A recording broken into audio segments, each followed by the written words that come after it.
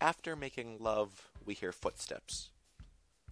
The words resonate an idea of lovers caught in the act, but the poem After Making Love We Hear Footsteps by Galway Kinnell is not really about that at all.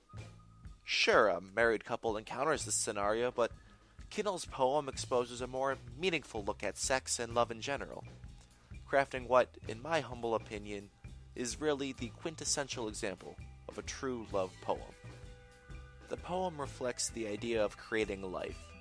The parents in the poem are almost caught having intercourse. However, their child barges in and snuggles between them. They reflect over their creation and smile at each other.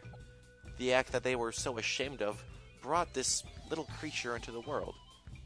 This is a unique twist to the idea of having intercourse in a poem.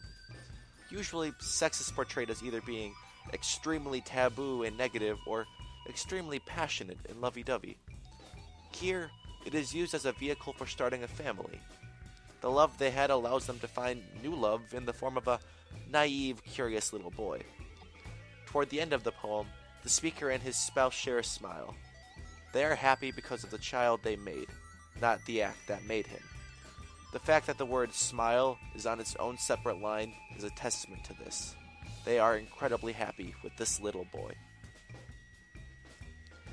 The humor of the poem brings to life the strength of the relationship between the speaker and his spouse. The poem shows that the pair still love each other, often taking part in the act of intercourse. The author tells of the age of their relationship by describing the familiar touch of the long married.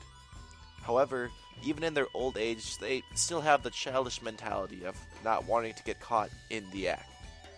The love that the speaker and his spouse still have for each other is a love that will last. The speaker refers to the child as the blessing love gives again into our arms. This child is just one of the gifts that their love has given to each other.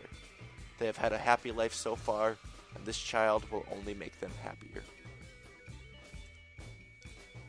The poem is in a free verse, free form style.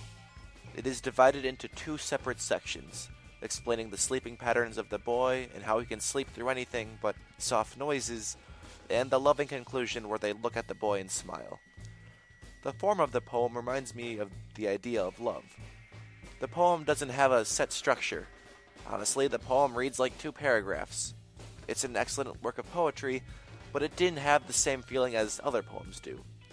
There isn't a clear rhythm that can be detected, there isn't any major deviations from common diction, there isn't that much imagery, but I believe this form was a stylistic choice. Love doesn't have structures or timelines. Love happens when it happens. It's never the same, and sometimes it doesn't make sense. It's surprising, as it was when little Fergus barged into the room. The speaker uses tone to portray the love he has for his son. In the first stanza, he uses a light-hearted, humorous tone. It's very conversational, almost like he's talking to a friend about an incident the night prior. It seems like he's drawing the audience into the poem. He's trying to be funny. And why wouldn't he be?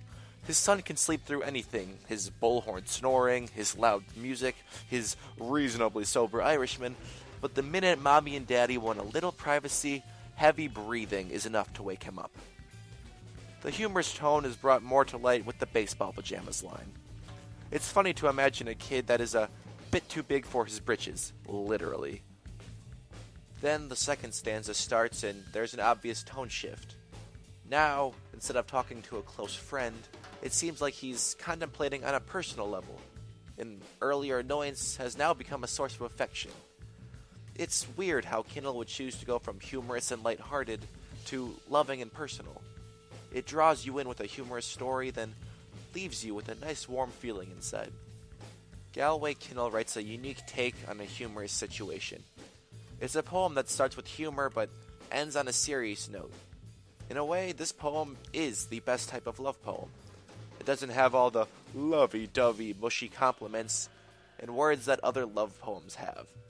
It uses real-world situations to help create the sense of true love. The poem uses an almost conversational tone to portray love. It's real, like the love the parents in the poem share.